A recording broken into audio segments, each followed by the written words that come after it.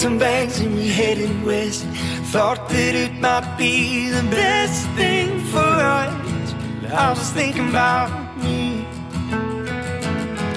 and all the things that you'd leave behind. Family and a peace of mind. And I got you. I am gonna love you till the stars go out. Shelter up above you till they all fall down. We ain't got light, we got love. We ain't got light, we got love. Well, hey everyone. Thanks for joining me for another great episode of the Easter Pod. I'm your host, Corey Easterday, and on today's show, we are joined by my longtime friend, the one and only James Talbert. James is the lead pastor of Citizens Akron in Akron, Ohio, a high school Bible teacher at CVCA, and is involved in a lot of really great, some really cool community initiatives and projects as he and his family seek to live out the gospel in tangible ways in their neighborhood. For those that know James, you know he is full of great wisdom and insight, and I feel truly grateful that he was willing to come on and share so much of his perspective with myself and you, the listener. We had a really honest and vulnerable conversation about a wide range of topics, including his experience being the lead pastor of a church that focuses on ethnic and generational diversity, what it's like doing church in the midst of a pandemic, his thoughts and what he's been processing about the collective call for racial justice in 2020, and so much more. We really cover a lot of stuff, and I really enjoyed our conversation. Before we dive into the episode, I have to offer up my sincere apologies for there being so much time in between putting out episodes. I think the last one I put out was in August, I want to say. To be honest, I never thought when I started doing this podcast at the beginning of 2020 that I would be entering into everything that we've all experienced this year. So I'm really hoping, I'm optimistic that going forward, I can be more consistent with getting episodes into your feed, because there are so many great people and great stories out there, and I truly believe we've only scratched the surface.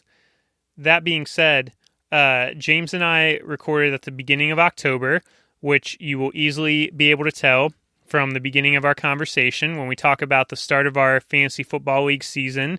And I think we recorded the day of Game 2 of the NBA Finals. So, spoiler alert, the Lakers won the championship. LeBron won the Finals MVP. And needless to say, James and I were both pretty stoked to see LeBron get his 4th championship on his 3rd team. We talk about some of that at the beginning, our affiliation with LeBron being the Ohio kids that we are. So congrats to LeBron, congrats to J.R. Smith, another Cleveland legend, congrats to the Lakers, congrats to all the Lakers fans out there.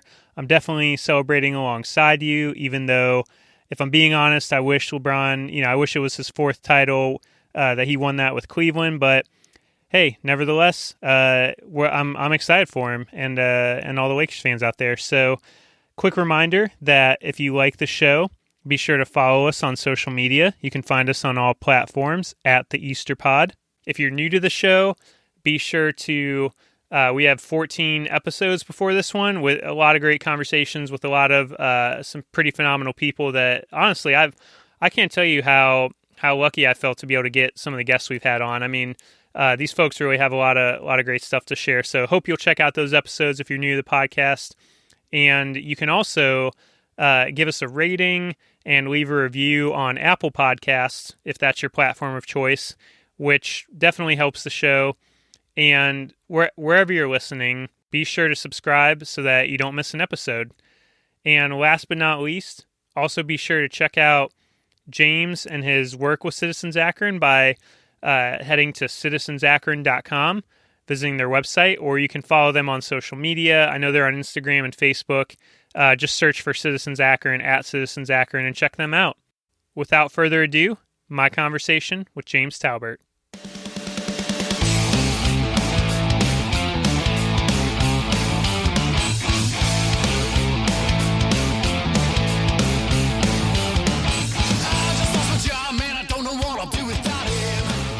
James Thomas Talbert, JTT, the man, the myth, the legend.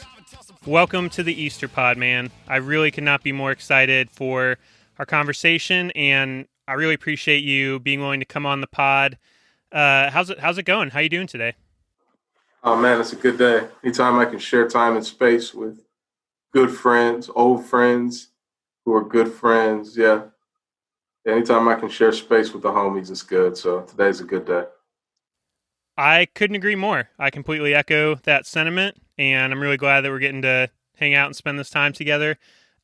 Before we talk about anything else, we have to talk about the Lakers. At the time of this recording, they are getting ready to play tonight in Game 2 of the NBA Finals, led by their two superstars, LeBron James and, of course, J.R. Smith. We kid. J.R. Smith is not the second superstar. I just know those are your two favorite players on the squad. Oh, yeah. Got to give love to AD. He's killing it. How do you like what you're seeing so far from this team? I assume you're, like myself, a transplant Lakers fan because of LeBron. Well, I'll tell you this. I'm not a Lakers fan.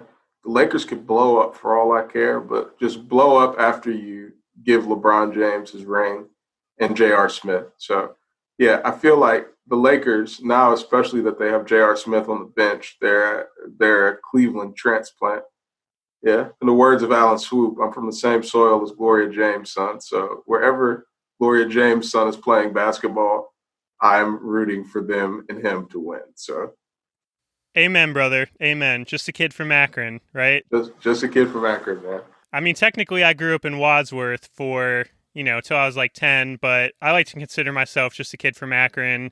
For those that don't know, James and I go way back to way back to the middle school days at UL Light, which that's not even technically a school anymore, is it? Nah, man, they changed it to something, Barberton Elementary something. But yeah, big shout out to UL Light. Yeah, the real school. Big shout out. We won't get into all of our interactions in middle school. There's a lot we could go into. Needless to say, I'm thankful for how much both of us have grown and how far we've come, and that we're still friends, better friends to this day. I think it's really cool. The other thing I have to ask you about before we get into some more serious conversation, you, like myself, are a member of the famed Brotherhood Dynasty League. How are you feeling about your team in that this year? This year, injuries have kind of gotten me down a little bit this year. So I drafted Michael Thomas. So yeah, I've been with Michael Thomas since the beginning, since he was a Buckeye when I drafted him, and yeah, so he's hurt this year. So I'm 1-2 right now because he's only really played a part of one game. But, he's back this week. He seems healthy. So I'm hoping to get back on the horse this week. Melvin Gordon played well last night. He got me he dropped a 20 piece on him. So, yeah, I'm hoping that, with Michael Thomas coming back and Melvin Gordon performing well, fantasy is as much luck as it is skill. I think it's even more luck. So, yeah, just hoping to get back on the horse this week. I'm playing old D-Lou, playing old David Lewis. So we're in a very competitive division. So hoping to get back on the horse. Yeah, I'm with you, bro. I got Josh the man, not Josh the freshman anymore, on docket for me this week. I also am 1-2. I got the all Ravens squad with Lamar and Hollywood Brown and Mark Andrews. I even got Miles Boykin. That's how dedicated I am to that Ravens roster. So you go as they go. I go as they go, my friend, which this week was not super great. So hopefully better days are ahead. And I'm proud to be rocking the all Ravens squad, even though it's very weird being a Browns fan. But I'm with you. Hopefully we can get out of that 1-2 hole in the fantasy league, because as we know, the Brotherhood Championship is a very prestigious championship that we all want to win, and neither you or I have yet. So hopefully that changes. But pivoting into kind of what I wanted to chat with you about today. So you are somebody who kind of like myself, like I at least feel like I've always had a bunch of different jobs and titles and things that I'm doing. And you are exactly that same way. You got a bunch of different stuff you're involved in. Currently, you are the lead pastor at Citizens Akron in Akron, Ohio, and you are also a high school Bible teacher at CVCA, which I know is a more recent job for you. But I want to start with your role as the lead pastor at Citizens Akron. Can you describe what, for maybe anyone that's never interacted with Citizens Akron or seen the work you do, can you describe what Citizens Akron is and what all is involved with your role specifically? Yeah, man. So Citizens Akron is a 4-year-old church plant that, is in downtown Akron. We're in the Middlebury neighborhood, more specifically. The Middlebury neighborhood is one of the lowest income, highest crime neighborhoods in Akron. It's called by many a donut hole of disinvestment. So there are $3 billion corporations that exist like on the edges of Middlebury. So the University of Akron, Goodyear, the world headquarters is there. And then Summa Hospital, which is the largest employer in Summit County, all like have businesses in Middlebury. But really, like the people who live in the neighborhood don't have access to those jobs. And the people who work those jobs and those companies don't really invest much into the neighborhood. So it's called a donut hole of disinvestment. So 4 years ago, we started a church and a community development corporation, which is called The Well, with the hopes of seeing people come to know Jesus and not going to hell. And we started The Well so that people did not have to live in hell. And The Well deals with housing, placemaking, and economic development. So we wanted to, love the neighborhood, holistically through the vehicle of the church and the community development corporation. I don't call myself a church planner. Because I won't ever plant a church again. It's not something I'll ever engage in unless Jesus sends me a text message. But it's my joy to be the pastor. I feel like the church citizens had many planters. It was a community garden. And we all are planting the gospel consistently. And just trying to do things that Jesus would do in our neighborhood. Yeah. I love it. I love the work that you are all doing with Citizens and The Well and all the different branches of that in the community. I think it's incredible. Definitely aligns with the type of work that I'm also passionate about. And we've even gotten to partner up a few times over the years, like with the Laundry Project and Citizens and all the great stuff you guys are doing. So it's been an honor to even be like be a small partner in that since you started it with your team. And it's been so cool to see how it's grown and develop over the years. Now, Citizens Akron, just as a church, does things a little bit differently, as you've kind of described. Can you talk more about kind of the motto of church that it's built on? Like, what are villages? What's celebration? How does that all fit together? What are the rhythms and DNA of the church, basically? Yeah, I mean, our motto of church, we tried to model it just after the way we seen Jesus live his life. So we seen that Jesus existed in different types of social groups. So Jesus had his 3. So we in our church really emphasize this idea of having like a small group of people who you're really like living life with and asking each other the question, like, what is God saying to you and what are you going to do about it? So we call those DNA groups. It stands for discover, nurture, and act. So groups where you're discovering what God's saying to you, that's nurtured in a small community, and you're challenged and held accountable to action. So then we have a larger group. Jesus had his 12. He had his disciples. So those groups we call villages, which for anyone who's listening, is a literal ripoff from Love Canton. Love Canton influenced us deeply. So, we call them villages. And, our villages are spaces of 10 to 40 people who are seeking to live life together and who are pointed specifically towards a proactive mission. So we have a village in Middlebury, and the Middlebury village is seeking to proactively engage their neighbors for the sake of Christ. They live pretty tightly in a neighborhood proximity. So they just actually poured a basketball court, and they've been playing basketball with teenagers in the community, and loving neighbor and figuring out ways to just really get to know families through that vehicle of the court. We have a village on the west side that's really connected to Bookville High School. It's getting to know families on the west side that way. And then we have villages that are more network-based. So they're networks of people who are together, who are challenging people to, love Jesus more deeply. You mentioned that basketball court. That was one of the things I talked with you about recently that I thought was particularly cool. I think everything that you just described, all the rhythms that you operate with as a church, all the ways that it's kind of structured, the DNA you have.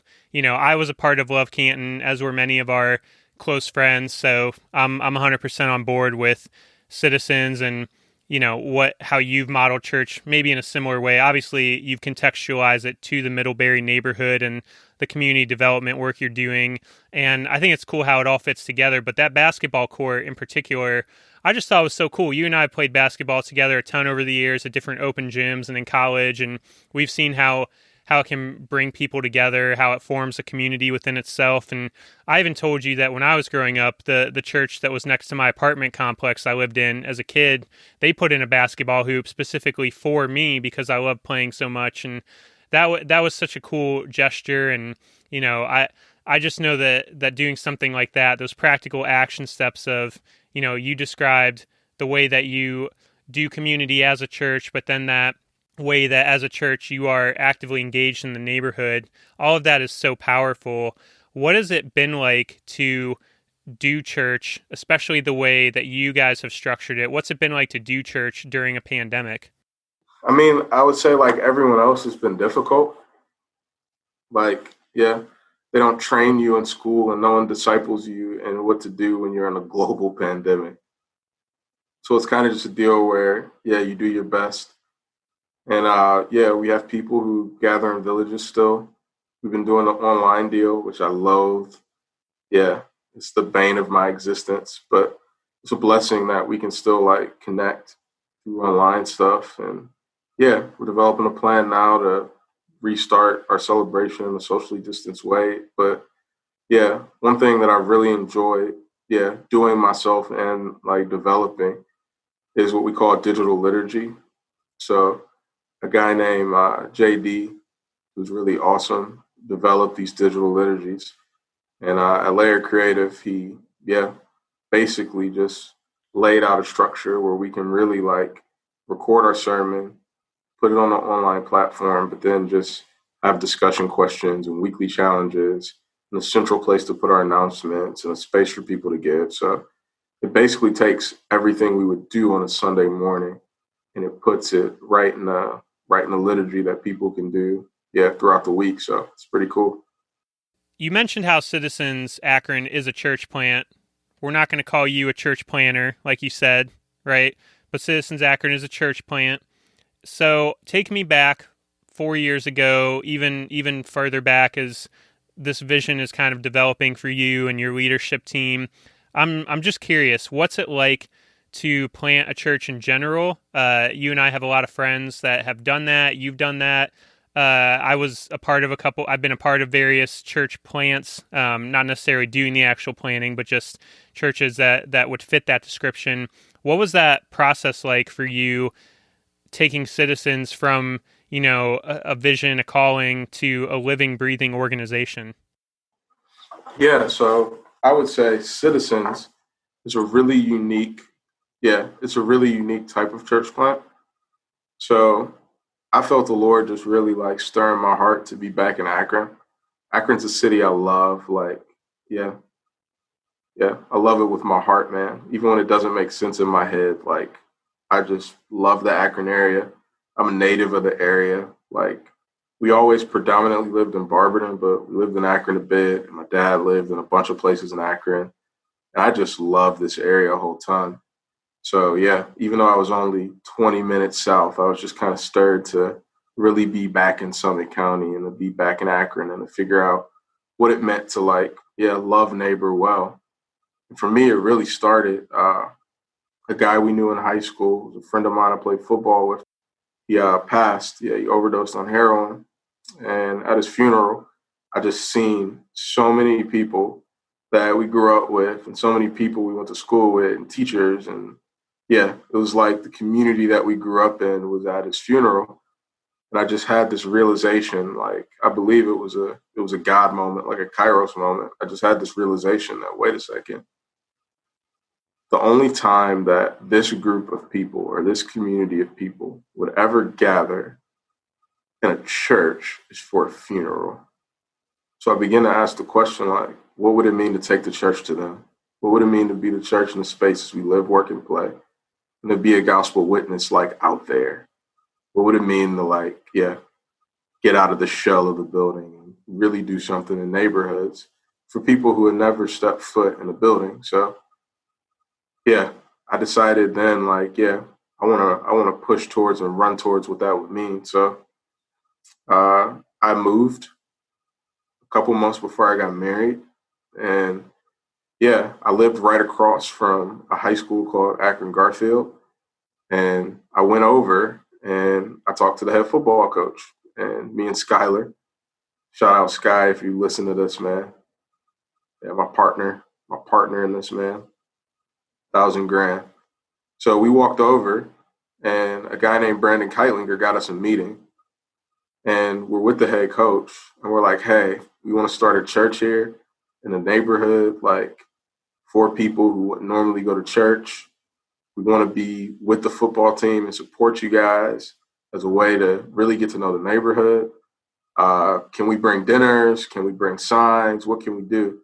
And he looked at us and he said, hey, I'm really sick of churches coming here and asking me what they want to do on their terms. He's like, I don't need you to make a sign. I don't need you to make dinner. He's like, I need you to coach my freshmen. He's like, I've got 30 sophomores who should be playing football, and only 4 of them play because the other 26 are ineligible. He's like, can you help me?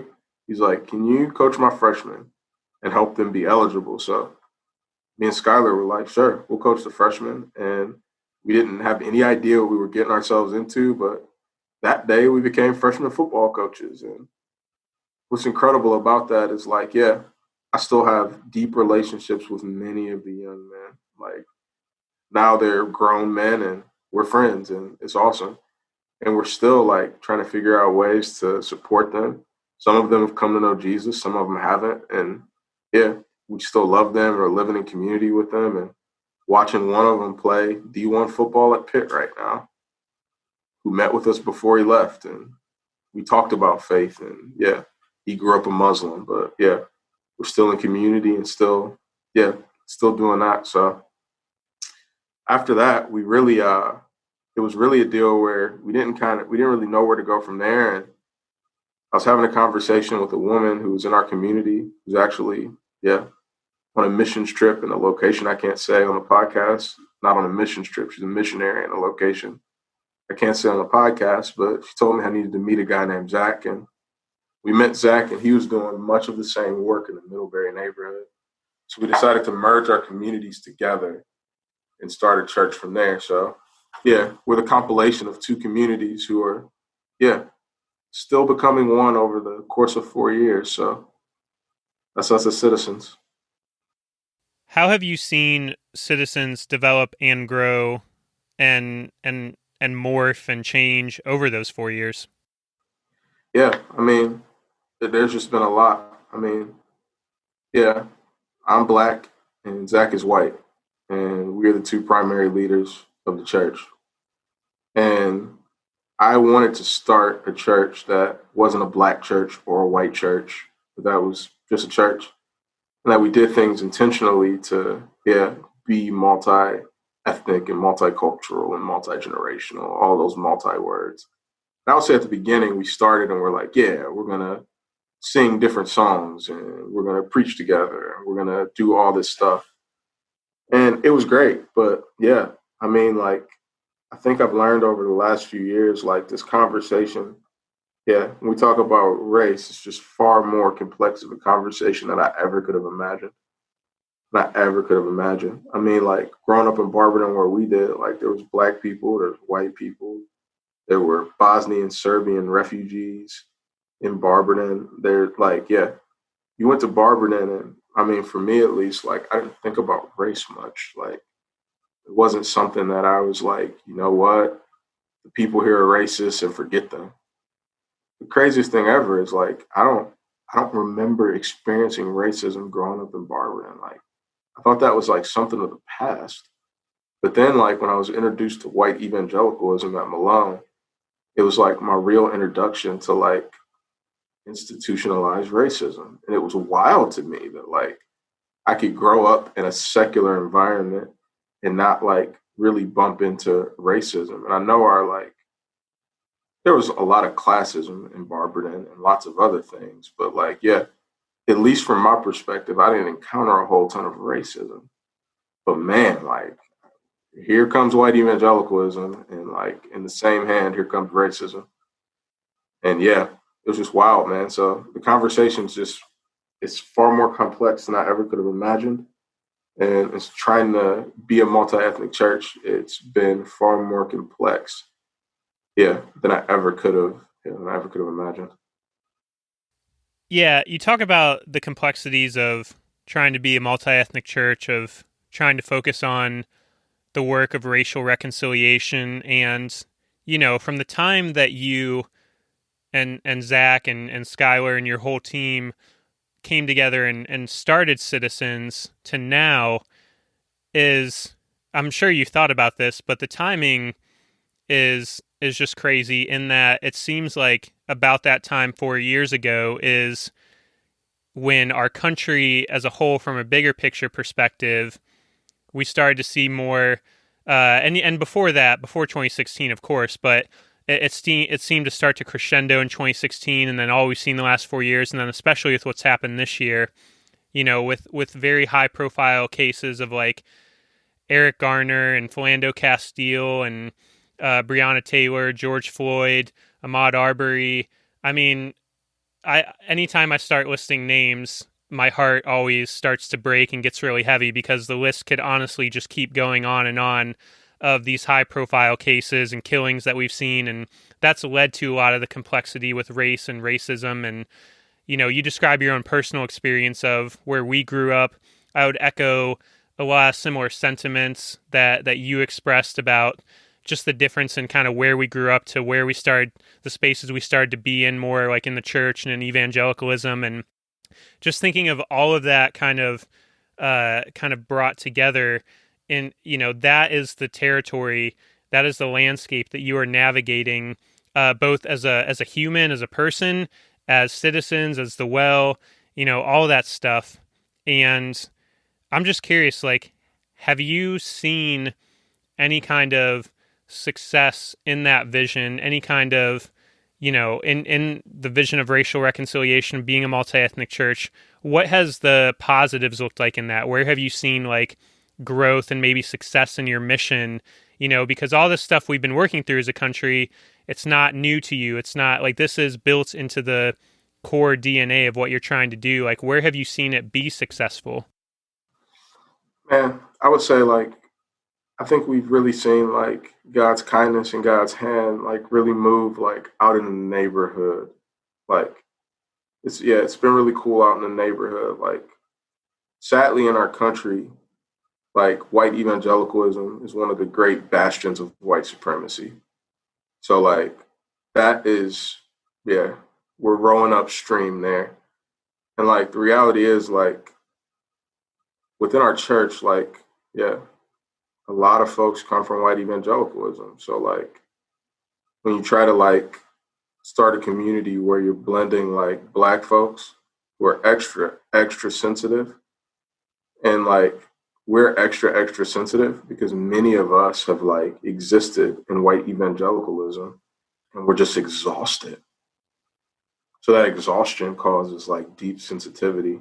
And then like white evangelicalism like kind of takes the Bible and makes its own rules. At the school here, I'm like, I just taught about like the different social groups in the New Testament. So I've taught a lot about like the Pharisees and the Sadducees, and about how they would take the law of Moses and they would add other rules. And these rules would essentially like be used to really like control situations, control culture, oppress people, keep themselves high up. And like, a lot of white evangelicalism like really seeks to do that. Like, it takes the Bible and then it adds like this, this majority morality that really like, at the end of the day, like, I don't know how much it makes you look more like Jesus. So there may be folks listening that, so I'm a very anxious person, right? So I will often like, struggle with like anxious thoughts, like, am I being more part of the problem or being more part of the solution? Those types of things, especially as it relates to the topic that we're talking about. Can you define for us, like when you say white evangelicalism, without, naming anyone in particular, what is the archetype of that you've already described a little bit, but like in your head, what is the archetype of that? Like, what does that mean on kind of like not about any one person, but just as an institution? Yeah, so like I would say that like evangelicalism in and of itself, like I'm an evangelical as much as like I don't want to say that I'm an evangelical right now because of what it socially means. Theologically, I'm an evangelical. Like Jesus means a whole bunch to me. The authority of scripture is very important to me. I believe it's inspired and God breathed. I think it's very important to tell people about Jesus. I think that's very scriptural and biblical. I believe like that where our eternity is going to happen is very important. So I want to tell people about Jesus because I don't want them to eternally be separated from God. All the good like theology, all that good old stuff, I'm an evangelical. But what that means socially, right? So like the Pharisees and the Sadducees would take the law and add stuff on to gain social control. I think that's where white evangelicalism has like really left its mark on this country. So like you have like you have that majority morality where it just adds all these rules to it. So like for instance, like white evangelicals like basically co-opted themselves with the Republican Party. And then you have like, this idea of like, Republicans are evangelicals. And then you have the other archetype, so white, Republican, upper middle class, the distorted sense of being pro-life, where you believe that that just means like don't kill babies, but you can kill black people on the street and you can separate Latinx families and deport them, even though they're coming from war-torn countries, and you can support the death penalty. So it's like that little section of pro-life. Like that's what I would say is the archetype, more or less, of like white socially what white evangelicalism is. Yeah, it's like this twisted form of Christianity that is not, that we would argue is not actually Christianity as Jesus displayed it, but is more about, it's more intertwined with a specific political ideology and party and viewpoint, as you mentioned. And it's a little bit more sinister in that way because it purports these tenets of like love and, family and hope and like life, like you said, but it can kind of like be focused in the opposite direction or be practiced in the opposite direction. So that makes it a little bit more sinister in that way. So, as we're having this conversation, obviously, like we mentioned, things since you've planted Citizens have become very complex. The conversation around race has taken all these turns in our country just in the last 4 years.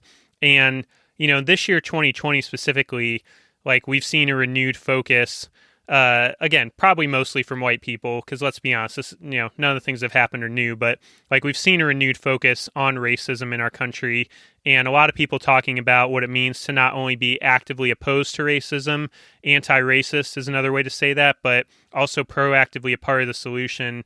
And we've talked about it, combating racism and promoting racial reconciliation is a central part of your life's work and the DNA of Citizens. I'm just curious on a personal level, like in 2020 with everything that's happened, like what have you been processing and feeling this year as it relates to like maybe some of the, specific, like with George Floyd or Breonna Taylor, or just the conversation we've seen in 2020 in general, like what's been on your heart and mind? Yeah, I'll first say like, dude, I've just never been so hurt. Like I've just been processing like hurt and exhaustion, like in ways that I just never have. And it's like, it's gotten to the point of just like physical exhaustion, man. Like, I never should have watched it, but I watched the George Floyd video. I don't know. I just think in that moment, I felt like I owed it to George Floyd. Like, I watched the video, and dude, like, I didn't sleep well. Like, man, like, my poor wife, I was a mess, just like trying to process it and trying to like, in the middle of a pandemic. So I'm trying to like work and like care for the neighborhood and like deliver meals to people. And just as I'm driving, all I'm thinking is like, man, like my skin is a weapon. And I think what was so hurtful to me was like I was a part of like a predominantly white evangelical institution, like a church, and I worked there for like most of my 20s. Like I think what hurt me so bad was like people who like I've eaten with and people like I've been over their house. Some of them I've baptized their kids. Like to read the things they would write on Facebook or to like read the comments that they would just like put on like my post where I was simply saying that the life of George Floyd mattered. Yeah, it's just difficult to me. And just folks who I know like are so about being pro-life, but it's like, yeah, it's just not about the life of Black folks. As soon as it comes to about the life of Black folks, it becomes political. And you find excuses. Oh, I'm not with the Black Lives Matter movement because of this. Like, man, forget the organization. Like, why is it so hard to say Black Lives Matter? Like, and man, for me, it just has been processing like hurt, like as a Christian, trying to lament, trying my best to like turn all my emotions and feelings to Jesus and be honest with him and lament. But man, it's just that even is just so emotionally draining and so difficult. So I would say, yeah, it's just a constant. I feel like I'm in a constant state right now of processing through like hurt and shame and disappointment. Yeah. Like now it's crazy. Like I work in another predominantly white institution now. Great school, by the way. Love it. Absolutely love it. But man, like after the Breonna Taylor verdict, I felt like I walked in and I'm like, man, like I know everybody wants to talk about it, but they're afraid to talk about it. And if they talk about it with me, like, will I blow up? Like, will I start saying cuss words? Like, I'm in the school with all these white people, man. It's just crazy, man. It's wild, man. So just hurt, shame, disappointment, confusion. It's just a constant processing through those things. And like really like not having a whole ton of spaces to really like talk about it in that are like unforced. Because there's contrived spaces everywhere. But I don't want to talk about it in a contrived space. So yeah, man, it's been crazy. Yeah, just because we're friends, I know that, I mean, look, I'm not Black, so my empathy and my ability to say, yeah, man, I totally get it. Like it stops short at a certain point, but also I do have empathy and I do get it just from the standpoint of I have friends like yourself and a lot of people that, I may not as a white person be directly impacted, but also I am because I see all my loved ones and all my friends that I deeply care about that are Black and just going through kind of a hellish experience, not kind of going through a hellish experience this year. And it's been terrible. I consider myself an empathic person and I kind of absorb up the emotions of the people around me. So I've experienced a lot of the similar anxiety and depression that you described to a whole new level just for myself this year. And a lot of it's due to just seeing,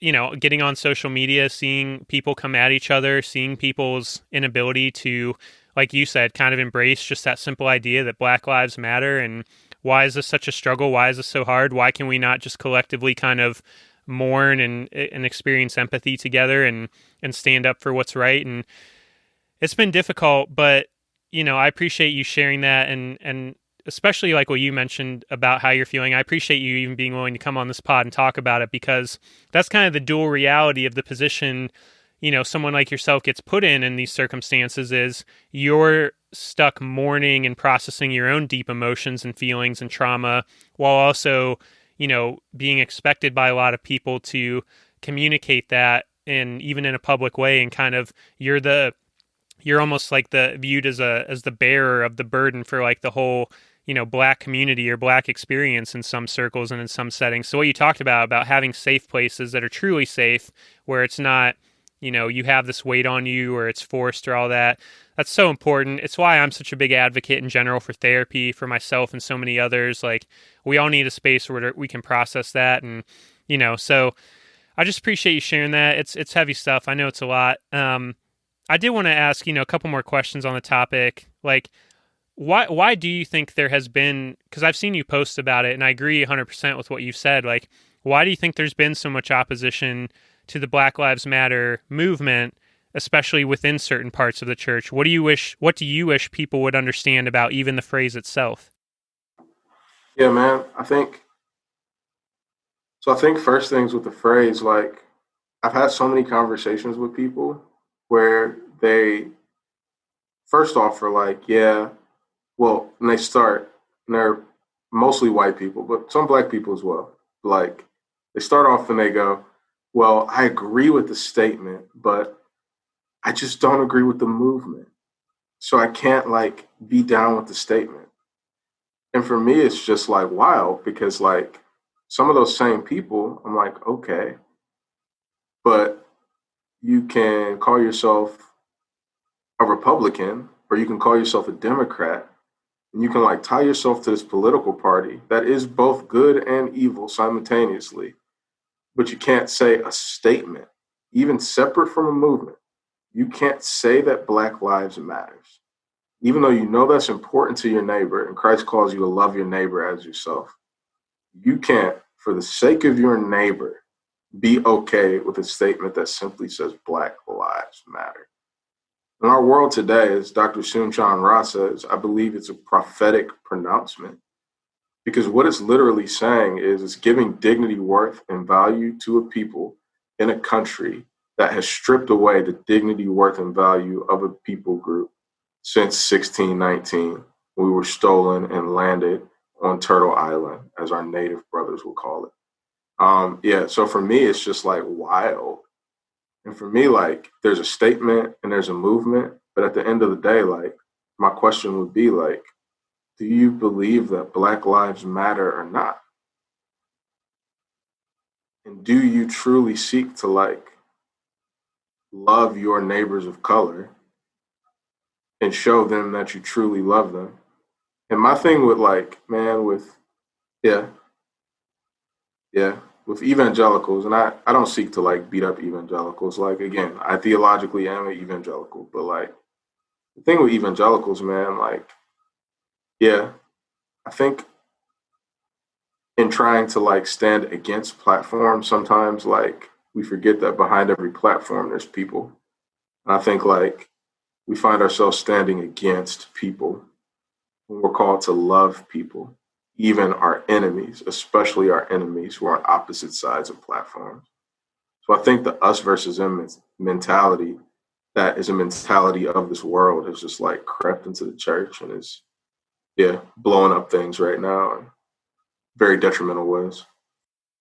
It can certainly be disheartening. And, on a recent podcast, kind of talking about this subject, I was talking with some friends I've made down here in Charlotte who are, just incredible people. And we were talking about the importance of education in all of this. And that's kind of what I lean on. I've said it before, but a lot of my responses, in addition to that empathy, is just, okay, what more do I need to learn? What do I need to listen to? What do I need to, because having one lived experience, it's important to have empathy, but it can be hard because you only kind of know one way of life and living in some ways. So that's why education and learning is so important. And I just think like if everyone in this country had a real open education about the history and the roots of this country, the history and the roots of all our institutions, I think people would just have automatically so much more empathy and be more in line with everything you're describing. It wouldn't be that difficult because they would realize, what kind of a difficult and checkered and traumatic and, what a horrible past we have as a country, especially when it comes to the issue of how we treat Black people. And, there would be no question about the importance of having empathy, especially in times like this. It wouldn't seem like this crazy, like out of nowhere. I think some people think like, oh, it's just out of nowhere. Like, things have improved so much, like since the civil rights era, there's all these like toxic, like trains of thought. And it's like, no, this is so deeply rooted. This is so like, I just think we would all be a lot more sensitive to being a part of the solution and being proactive in that empathy and what it takes to really, bring true healing, and how we can be a part of being that healing, like as white people, and as a country, because this is very deeply rooted. I mean, this stuff is not new, as we've said over and over. I just wanted to ask, like, what do you think the role of the church is, like the capital C church? What do you think the role of the church is when it comes to racial reconciliation, like moving the ball forward? I'm going to be completely honest with you right now, man. Like, I have no idea right now, man. I could have given you a more like tidy answer last year. But right now, man, like I have no idea. But what I can tell you is I think like that going back to the way of Jesus and trying to live like Jesus is most important. I think like the idea of loving enemies is radical and countercultural. And I think that is a way that we can be light. So I think it's not us like trying to like blow up like white supremacists, but it's us like praying for them, actively standing against them, of course, and actively denouncing it. But I think it's us like loving them and praying for them. That's the application of what Christ says when he says like, love your enemies. I think it's us actively like loving neighbor as self. I think it's us actively like practicing like countercultural and radical forgiveness. And I think when the church is able to do that, I think, man, now we've got some stuff cooking. I think also like it's the church's responsibility to seek to dismantle white supremacy. So like as to love our neighbor, if we're loving our neighbor who is oppressed, that means we're seeking to dismantle the systems that oppress them, right? And I think we can dismantle the systems that are oppressing people in our spheres of influence while at the same time like praying for our enemies and loving our enemies. Because like an enemy is a person, like not a system. Like I think we dismantle the system of white supremacy. We love people. Like I want to see white supremacists come to know Jesus. Like I don't want to see white supremacists like, yeah. But I think like the institution, the system of white supremacy, like the interlocking systems of injustice that exist in our nation. Like I think it's the church's responsibility to seek to dismantle those. Jesus talks about coming with both truth and grace, which I realize is kind of a popular scripture to quote, but it's so true. It's like you said, dismantling, standing up for what's right, denouncing what's wrong and what's evil, like white supremacy, and also having that kind of radical grace to say exactly what you said, that we don't want to demonize our enemy. We want to see them, heal, and we want to see them, be reconciled to God and we want to reconcile to each other. And, I think that's kind of the powerful balance that, we don't see play out on something like social media. Social media tends to be pretty extremely polarized, and even the folks that, would call for, kind of what you said about like, let's denounce this and still practice love and all that, it can seem like those voices get a little drowned out. But I'm glad you shared that. And let's take it away from those systems, or let's pivot away from those systems, and let's talk about like, so to you, what does it look like for each individual, in our neighborhoods, in our homes? What does it look like for each of us to embrace our role in denouncing these evils like white supremacy and in being an agent of change and reconciliation? What does that look like, and what do you think can happen when we do that on an individual level? Yeah. I mean, I think a few things. I think first, like for the Christian, like biblical lament, I think like we deeply miss out on an aspect of worship to God, and like a way that we can intentionally pray for and like love neighbor when we don't lament.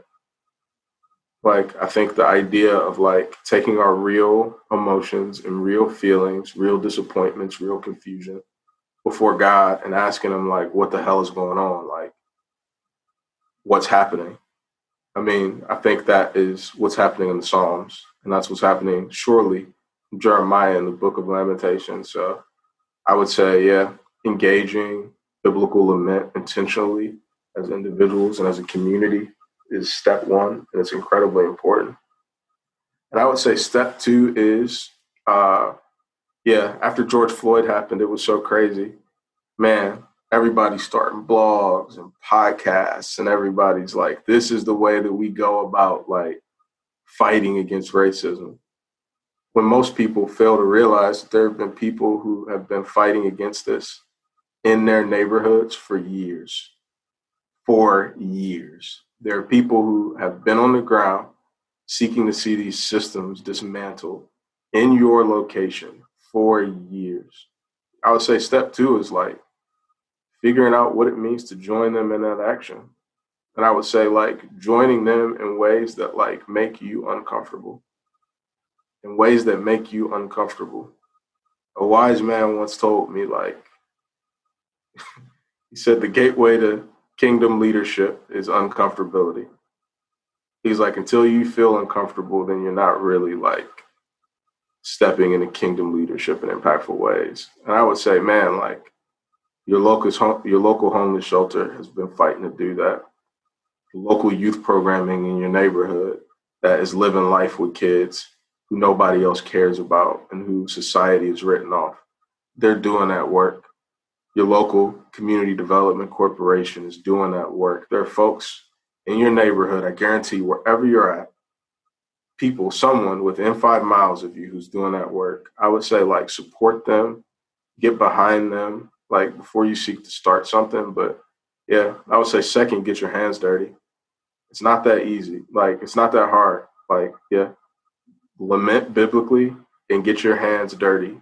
Be consistent, show up, and do the work that Christ is calling us to do as the people of God. I 100% agree. I couldn't agree more. There are so many great organizations that we could spend the rest of our time naming, not only in Akron, but all over Northeast Ohio, all over the country, where I'm at here in the Charlotte area now, all over, that are, like you said, they've been doing this work for a super long time.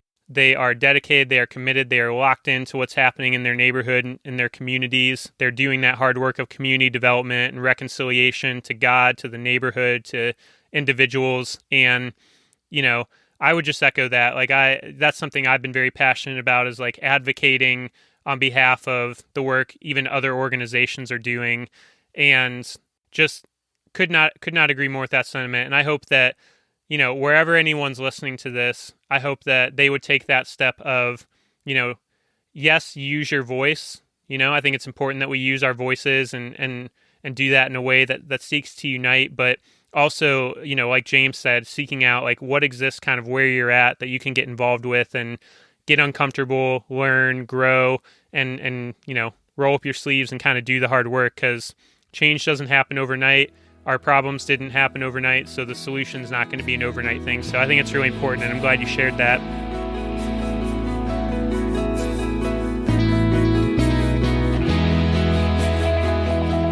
Hey everyone, it's Corey. Just had to jump back in to let you know that James and I had a set amount of time to record, that we had available to record our episode, and we were starting to go over there and simply just ran out of time at the end. So I just thought it'd be easiest just to jump back in with a quick outro here. And as we wrap up the episodes, we wrap up the conversation, I just wanted to say that I really hope you enjoyed my discussion, my conversation with James as much as I did. And I really wanted to say thanks again to James for coming on the pod and for sharing his story and for sharing just his perspective and all of his wisdom. I always get a lot out of our conversations that James and I have, and I'm sure that, you know, those of you that know him and have the chance to talk with James, I know that he's a gift to so many people, myself included. So I really appreciate his willingness to just be an open book and share about the journey of Citizens Akron and share his thoughts and perspective on everything that's currently going on in our country. And yeah, I'm just very grateful to James. Can't say enough. Just appreciate him coming on, and I'm grateful to you for listening. Thank you so much for listening, for making it all the way through the episode. So As we wrap up, don't forget to check out Citizens Akron at citizensakron.com or on social media at Citizens Akron. And also be sure to check out the Talbert brothers. They're the ones that provided the music for the intro at the very start of the podcast. And as you can tell, they are very talented musicians and they are even better human beings. So be sure to give the Talbert brothers some love also. Thanks again for listening to this episode of the Easter Pod, and we will see you next time.